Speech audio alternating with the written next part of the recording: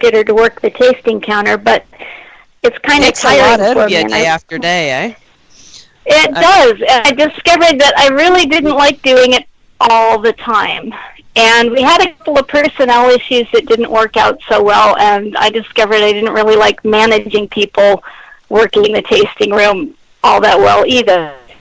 And so we just decided not to do it anymore. But it actually was a fairly successful venture. I think it was an idea a little bit ahead of its time, and I think it's an idea that would do better in a large metropolitan area than it does, as you said, in the middle of nowhere. It's pretty, though. But it was a lot of fun. And, yeah, and the book would not exist without having had that experience. Yeah. Yeah, I could see where that would happen, because it was really fun. I mean, we had, 15 different meads open, I think, when I was there? Yeah, we typically had between 20 and 30 open on any given day, and I suspect the day you were there, we had more than that open. Yeah, maybe. Yeah. I think we ended up serving about 15 or 18 of them, and as it turned out, I ended up walking out of there with a case and a half of mead. I think it was. Is that how could you not? Yeah, I drove all the way to Oregon, spent a couple of $100, spent an afternoon pouring, and then drove home. I drove back to Washington to my daughter's place. So. Sounds like a perfect afternoon. Oh, it was hilarious. And then schlepping the wine up the 2 flights of stairs to my daughter's apartment. She lives in a house now, but at the time it was like an upstairs apartment. It's like, oh my God, really?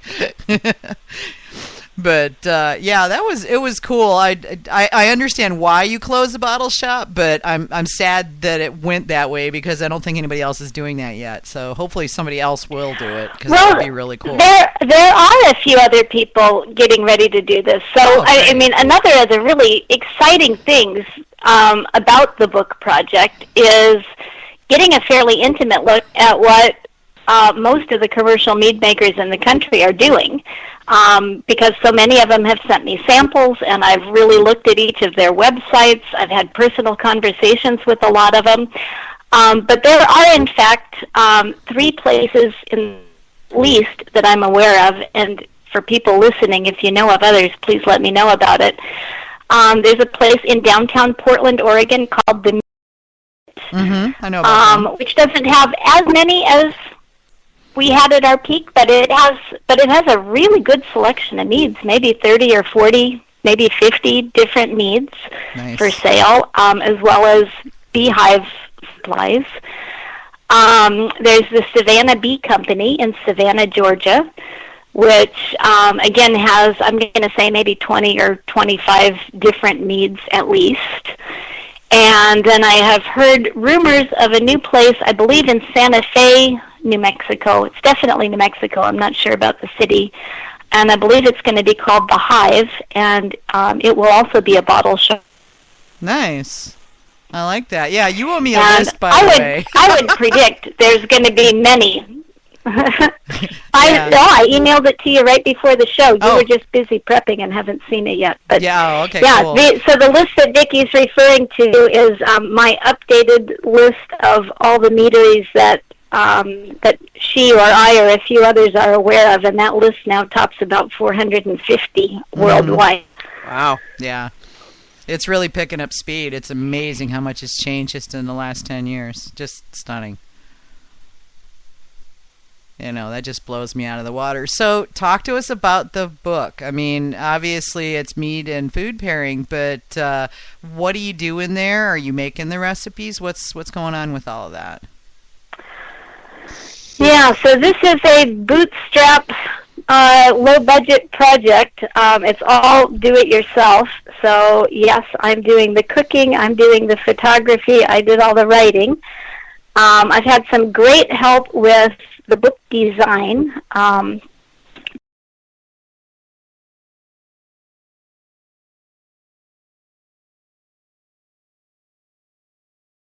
But then I'll be actually doing the technician work, pasting stuff in. Yeah, he's terrifically talented. I'm very excited to have him be part of it. And I've had some great editing help. One of our premier food and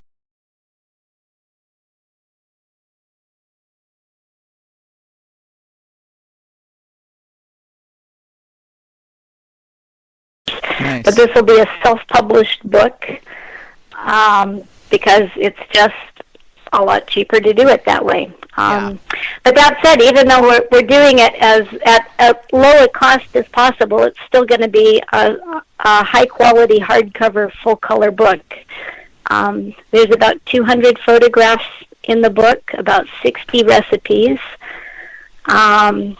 It's a full mead appreciation book, so there's information in there on every style of mead, how to taste mead, how to store mead, what kind of glasses to use, what temperature to serve it at, as well as being a cookbook with about 60 food recipes and also dessert and cocktail recipes.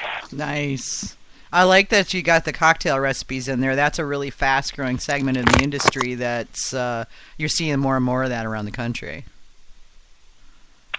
Yeah, that seems to have been what caught people's imagination first, or maybe as a dessert wine as well. Those are kind of the easy remedial level things. I mean, it's hard to make to design a good cocktail, don't get me wrong, but it's easy to get your head around the idea of using mead in a cocktail. It seems to be harder for people to get their head around the idea that mead doesn't have to be sweet and that it's not going to be thick and that you can pair it with all kinds of pub food and seafood and ethnic food, just like wine or cider or beer. Neat. So how many meads did you end up getting, and where did they all come from? I mean, not each and every one, but I mean, where all were you getting input from? Well, I sent a personal email to every meadery owner that I could find an email address for. So that list that I'm sending you of 450 meaderies, each one got a personal email from me sometime over the past couple of years. Wow. A fairly large percentage have sent meads. I have meads from all over Hawaii and Alaska, Costa Rica, Europe, just all over. Nice. All different kinds, everything from braggots to other than standard dessert wines, lots of dry and sweets, lots of crazy melomels and metheglins, just some really, really beautiful packaging. There are just some really top-notch, gorgeous bottle designs and label designs out there these days. That's cool. I'd say you got them from all over. So how did you go about doing the pairing? I know a lot of people are curious about, how can you figure that out? Because obviously it's not reds and whites and like that. So this is kind of a new area for a lot of people. Well, I guess my path into it is I live in the Yamhill Carlton Wine AVA. And in Yamhill County and in Portland, food and pairing food and drinks is kind of a high art. And it's been my pleasure and privilege to live in this environment for the last 20 years. During half of that time, I was working at Intel Corporation and actually doing a fair amount of business travel, which gives you a lot of opportunities to eat in restaurants and order all kinds of different things.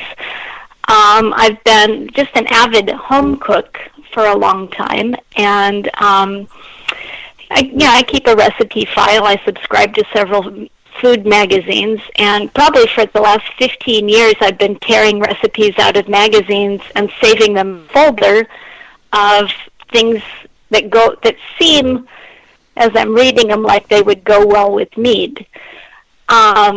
For a long, long time, that was a fairly theoretical exercise because, as you know, it's really only in the last 10 years and really only in the last 5 years that there have been a lot of meads available in any one geography, for purchase. So it was really only in the context of having that big collection of meads for sale that I was really able to finally dig in and get beyond, just a mind game and into something I was really doing every day. Interesting. So did you have like kind of a shift then while you were doing that where it just started to all kind of click? Yeah, I think particularly as women, we often discount what we know and play it down and are excessively modest.